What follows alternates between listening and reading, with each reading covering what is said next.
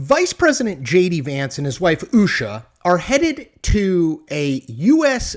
Space Force base in Greenland later this week, which makes me want to talk about Greenland and why it is not actually crazy for Donald Trump to want Greenland to be a part of the United States. Yes, you heard me, not crazy, even though it might seem so. So let's get into it, shall we? Okay, so Trump in his first term actually talked about buying Greenland. This was something that sort of came up. No one had really ever heard of it before. There is a bit of a history of U.S. presidents wanting to acquire Greenland. I made a video about it a few months ago. Go and check it out. There is some history here, but it sort of came out of nowhere. So he gets elected again, and he immediately starts talking about Greenland, that we need it for security reasons. And I think a lot of people sort of roll their eyes and think this is, just another thing that Trump says. It's never going to happen. It's kind of ridiculous. Like, people dismiss it.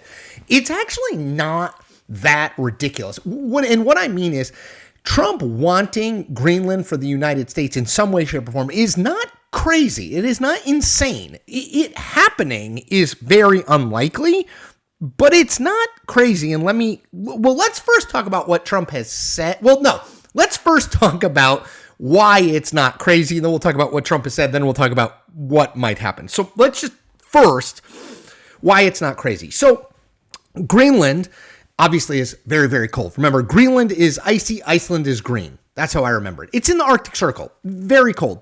And very few people live there. But in the last 15, 20, 25 years, as the globe has grown warmer, climate change is real, folks, Greenland has become less and less of sort of a frozen tundra and more accessible both to people and to mining and to shipping. So I went and found a couple things on this. So I got my handy dandy Post-it notes. In the last 30 years, 11,000 square miles of the Greenland ice sheet has melted. And obviously we expect more of that to happen. What does that mean? First of all, it means that there's more possibility for shipping in that area. There aren't these massive ice flows. Not everything is frozen. So there's more possibilities for shipping. This is totally fascinating. Routes between Asia and Europe or Asia and the United States are 40% shorter if you go through the Arctic Circle than if you go through the Suez Canal or the Panama Canal. So there's a significant economic and military interest there, right? Because controlling that part of the world, assuming the ice shelf continues to melt, which is bad for us broadly, but in the nearer term, that's going to be more relevant. Then there are the other military concerns. So Trump has talked about replicating the Iron Dome, the Israeli system where they shoot down potential missiles. He wants that in the United States. He wants to call it the Golden Dome. Well, Greenland is really well positioned to be a part of that if it was affiliated with the United States.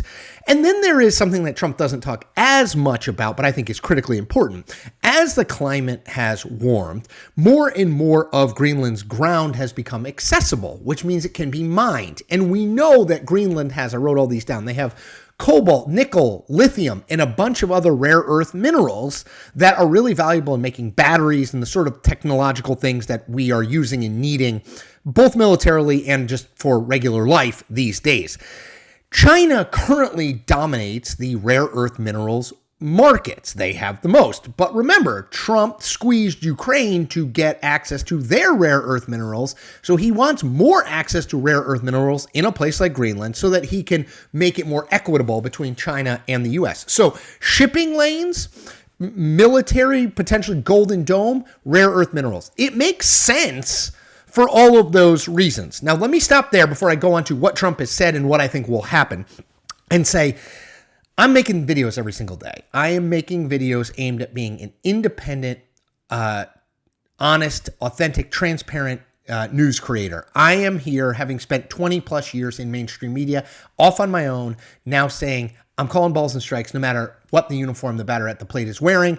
If that is of value to you, I hope that you will check me out and become a subscriber. All right, so we know that actually it is not crazy that the US or China or Russia would want more of Greenland, would want more control. Now the question is, how does this happen? So let's just go through a couple things Trump has said. I got another handy dandy post-it note. So he dedicated a significant amount of time, like 4 paragraphs in his speech earlier this month to Congress, to Greenland. He said, we welcome you. We hope that the people of Greenland will have a vote and they will join America, which, fine sentiment. Okay. And I'll talk more about how that could happen. But then he said this, we need it really for international world security. And I think we're going to get it. One way or the other, we're going to get it, which definitely puts the military intervention on the table, right? Earlier this week, in advance of JD Vance and his wife, Usha, going to Greenland, Trump was asked about Greenland, and he said this about acquiring it. We'll go as far as we have to go. Now, that seems pretty significant. So how would all of this happen? Okay, well, quick bit of background on Greenland. It is a semi-autonomous country. It is ruled by Denmark. The King of Denmark technically rules it, but there is significant consternation among Greenlanders about Denmark. They chafe under being under Denmark's rule. They want their own independence. And Denmark has said if enough people indicate that they want independence, they will have a vote on it. And if a majority of people in Greenland vote for independence, they will have independence. Okay, now we're not there yet, but that's one thing. So that's one option, right? Greenland could vote for independence and then sort of align themselves a little bit more closely with the United States. Okay, that's one option. There are other less peaceable options. So Trump could try to squeeze both Denmark and Greenland in terms of economic tariffs and those sorts of things to try to force their hand, to try to force Denmark to give up Greenland or Greenland to more closely align with the United States. That could happen. When he says things like, we'll go as far as we have to go, well, that raises the possibility that we invade Greenland militarily. And yes, if we did, we would almost certainly take the country. Denmark's army is not the U.S. army. Greenland is not going to, I think, put up much of a fight. The question is, do you want to do that, right? Do you want to put American troops in harm's way to take Greenland? Is it that important, right? But there are, so I don't know that this is going to happen, right? I think it's very unlikely that Donald Trump commits troops to Greenland to fight Denmark. Okay, I don't, politically, that seems crazy to me, although crazier things have happened with this president, so maybe it happens. But I think that's unlikely. I think the economic squeeze is a real possibility, depending on how committed he is to getting Greenland or to getting Greenland to be more closely aligned to the United States. I think he could make it difficult for the economies of Denmark and Greenland and sort of say, like, look, we're going to keep this up until you guys do what we want. And then, the best solution in terms of world peace would be Greenland, if they did decide they wanted to be independent, they vote to be independent. Now, the question is, would they then want to align with the United States? Maybe. My guess is they would want to be independent. They wouldn't want to get out from the rule of Denmark and immediately go under the rule of the United States. That seems unlikely to me. But could they align more closely with the U.S. and, find a way to work together?